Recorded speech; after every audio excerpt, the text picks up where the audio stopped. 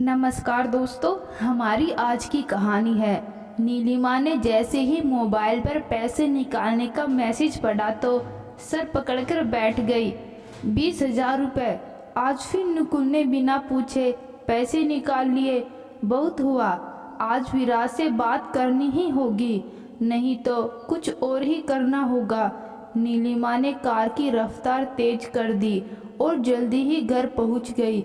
दरवाजे पर ही उसे देवर नकुल, ननद सूबी, दीदी और सास कमला जी की हंसने की आवाज़ें आ रही थी।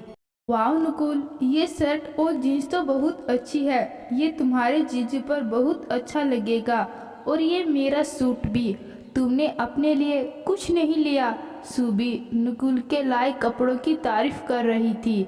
लिया है ना दीदी, ये देखो नाइके के जूते, पूरे 5,000 की हैं। इसके सॉल देखो दीदी, कल जब इसे कॉलेज पहनकर जाऊंगा तो सभी दोस्तों की आंखें निकल आएंगी और लड़कियां भी मेरी अमीरी देखकर मेरे ऊपर फ्लैट हो जाएंगी।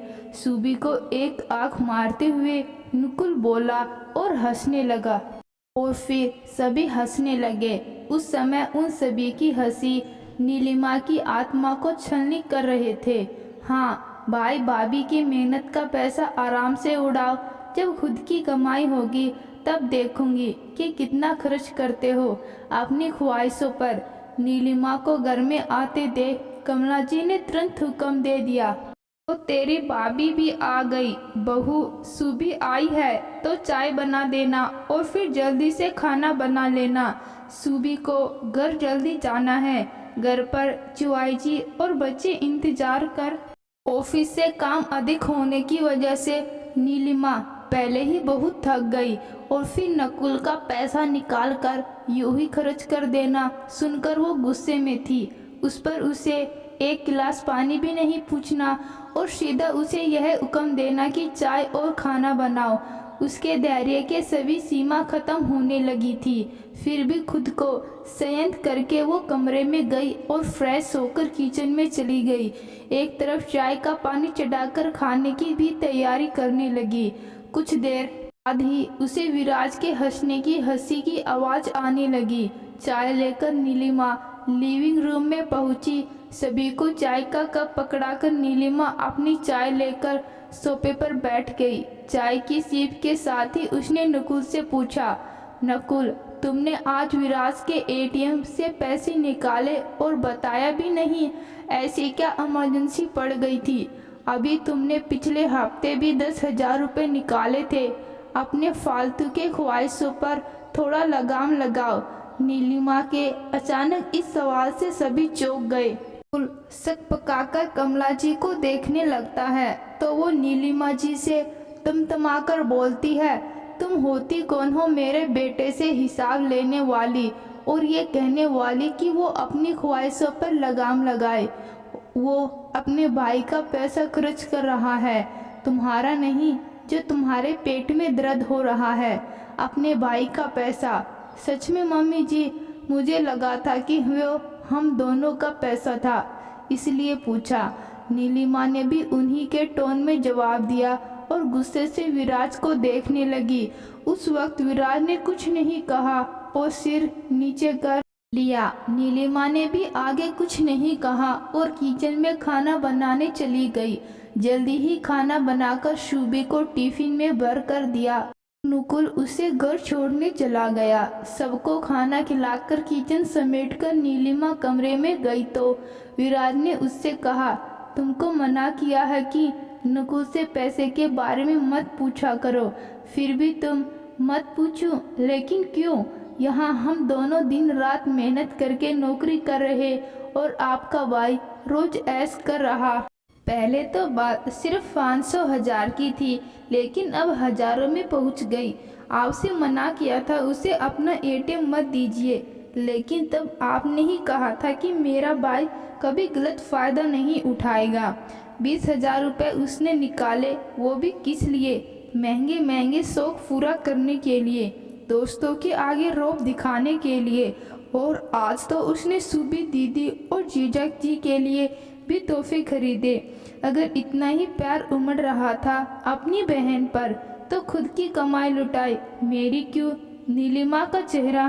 देखो नीलिमा, शांत हो जाओ, यही तो उसके मस्ती करने के दिन हैं। क्या हुआ अगर वो अपने शौक पूरे कर रहा है? एक भाई होने के नाते मैं तो बहुत खुश होता हूँ कि वो अपनी खुशी को जी रहा है। विराज के दिल और दिमाग पर अपने भाई के प्यार का चश्मा चढ़ा हुआ था। विराज, तुम समझ नहीं रहे, हम सेविंग कुछ नहीं कर पा रहे। मेरी भी हम दोनों को लेकर, अपनी फैमिली को लेकर बहुत सारी ख्वाहिशें हैं, जिसके लिए मैं बहुत सोच समझकर ही खर्च करती हूँ। देखो, तुम्हें नकुल की बेवजह के खर्चे रोकने होंगे, उससे अपना एटीएम वापस लो, नीलिमा ने समझाया। मुझे समझ नहीं आता कि तुम्हारी समस्या क्या है। वो अपने भाई के पैसे ले रहा तो तुम्हें क्यों तकलीफ हो रही, और फिर तुम अपनी सैलरी से शेविंग कर रही हो। विराज थोड़े गुस्से में बोला। तुम्हारे पैसे? विराज, तुम बोल रहे हो कि वो अकाउंट हम दोनों का ज्वाइंट अकाउंट है और उससे मेरी सैलरी का आधा हिस्सा वहाँ सेव होता है, क्योंकि इस घर का लोन तुम्हारे अकाउंट से जाता है और मेरी सैलरी से शेविंग हो रही तो क्या तुम सेविंग नहीं करोगे? नीलिमा ने विराज से सवाल किया। ओहो नीलिमा, रोज एक ही बात पर बहस मत किया करो। विराज ने नीलिमा का हाथ झटका और सोने चला गया। सही कहा विराज, रोज एक ही बात पर बहस करना फिजूल है। तुम पर भरोसा करके अपनी आधी सैलरी तुम्हारे अकाउंट में डालने लगी। बहुत ख्वाहिशों से मैंने यह घर पसंद किया, लेकिन तुमने यह घर भी मेरे नाम नहीं बल्कि मम्मी जी के नाम पर लिया। नीलिमा ने कल ही कमला जी को सूबी से कहते हुए सुन लिया था कि उन्होंने घर अपने नाम इसलिए कराया ताकि बाद में वो इसे नकुल के नाम करा सके। हम लोग जिंदगी भर इस घर का लोन भरेंगे और सुख कोई और उठाएगा। नीलिमा अपने आप से ही बातें कर रही थी और फिर उसने एक फैसला लिया और सो गई। अगले महीने विराज परेशान हो गया जब उसके मोबाइल पर MI ना भरने का मैसेज आया। विराज ने अपना अकाउंट चेक किया तो उसमें अमाउंट कम दिखा रहा था। ये कैसे हो सकता है? मेरी और नीलिमा की सैलरी मिलाकर उसमें हर महीने 1.5 लाख के करीब रहता है, जिसमें से 55,000 लोन का कट रहा था और फिर 1 लाख के करीब होना चाहिए था। विराज ने अपने मोबाइल पर चेक किया तो उसके होश उड़ गए। सिर्फ 25,000। अकाउंट से सारे पैसे कहाँ गए? फिर उसने ध्यान दिया कि नीलिमा ने इस महीने की अपनी सैलरी उसके साथ शेयर ही नहीं की और उसकी सैलरी में से ज़्यादातर पैसे नकुल ने निकाल लिए। आज उसे एक बहुत बड़ी सच्चाई समझ आ गई कि उसकी सैलरी नीलिमा की सैलरी से आधी है। उसने नीलिमा को तुरंत फ़ोन किया। नीलिमा, तुमको पिछले महीने की सैलरी नहीं मिली क्या? मिल गई। क्यों, क्या हुआ? नीलिमा अनजान बनकर बोली। वो तुमने अपनी सैलरी मेरे अकाउंट में ट्रांसफ़र नहीं की। बैंक वालों का मैसेज आया कि इस महीने का लोन नहीं भरा क्योंकि पैसे नहीं है, विराज ने आराम से कहा। नीलिमा ने विराज से घर आकर बात करने को कहा। नीलिमा जब आज घर पहुंची तो उसने देखा कि विराज और मम्मी जी उसका ही इंतजार कर रहे थे। विराज ने जैसे ही उसकी सैलरी के बारे में पूछा तो नीलिमा ने पूछा, क्यों, तुम्हारी सैलरी तो इतनी है कि उसमें से आराम से लोन भरी जा सकती है, तो फिर मेरी सैलरी क्यों चाहिए? नीलिमा की बात पर विराज चुप हो गया। वो लगता है नकुल ने पैसे निकाल लिए, उसकी गलती भी नहीं है। उसे क्या पता कि पैसे ज़्यादा नहीं है और इसलिए विराज नकुल की गलती को सही बता रहा था। इसलिए हर बार की तरह नकुल ने अपनी बेमतलब की ख्वाहिशों को पूरा करने के लिए इस बार भी पैसे निकाल लिए। क्यों, यही बात है ना? नीलिमा थोड़े गुस्से से बोली। तुम हमेशा नकुल के पीछे क्यों पड़ी रहती हो? उसने पैसे अपने भाई के लिए तो तुम्हें क्यों तकलीफ हो रही है? कमला जी चुप ना रह पाई और फट पड़ी। मम्मी प्लीज़ अभी आप चुप रहिए। हाँ वो अच्छा, ये सब छोड़ो, तुम पैसे ट्रांसफ़र कर दो ताकि इस महीने का लोन समय पर जमा हो जाए। विराज ने कल्पना जी को चुप रहने को कहा और नीलिमा से पैसे देने को कहा। सॉरी विराज, अब मैं अपनी सैलरी तुमको नहीं दूंगी। लोन कैसे भरोगे ये तुम्हारी समस्या है, मेरी नहीं। मैंने तुम्हें कई बार समझाया कि हम लोगों के ऊपर लोन है। अगर कोई आपातकालीन परिस्थिति आ गई तो हमारे पास सेविंग होनी चाहिए, लेकिन तुमने नहीं सुना। तुम्हारे भाई की फिजूल खर्ची एक दिन हमें दूसरों के आगे हाथ फैलाने के लिए मजबूर कर देगी। कल को हमारी अपनी फैमिली होगी, उनके लिए ही मैंने यह फैसला लिया है। नीलिमा की बात सुन विराज के चेहरे का रंग उड़ गया। नीलिमा, ये घर हम दोनों ने अपनी फैमिली के लिए लिया है। तुमने ही इसे पसंद किया था और कहा था कि अपने घर का लोन भरने में तुम मेरी मदद करोगी, और अब तुम अपनी बात से मुकर रही हो। विराज का पारा चढ़ गया। अपने घर का लोन, ना कि मम्मी जी के घर का लोन। तुमने घर अपने या मेरे नाम से नहीं बल्कि मम्मी जी के नाम से लिया है, और मम्मी जी आज नहीं तो कल यह घर नकुल को नाम कर देगी। जो घर मेरा है ही नहीं उसका लोन मैं क्यों भरूं? समझ तो मुझे उसी दिन जाना चाहिए था जब तुमने मुझे बिना बताए ही रजिस्ट्री करवा ली, और जब मैंने पेपर्स मांगे तो तुमने कहा कि बैंक में जमा है और उसकी जीरोक्स कॉपी बाद में देंगे। बहुत बेवकूफ़ बन चुकी, लेकिन अब नहीं। मैं तुम लोगों के लिए एटीएम मशीन बन गई थी और मम्मी जी के लिए मुफ्त की नौकरानी। नीलिमा ने अपना फैसला सुना दिया। बहू, ये कैसी बातें कर रही हो? तुम इस परिवार का हिस्सा हो।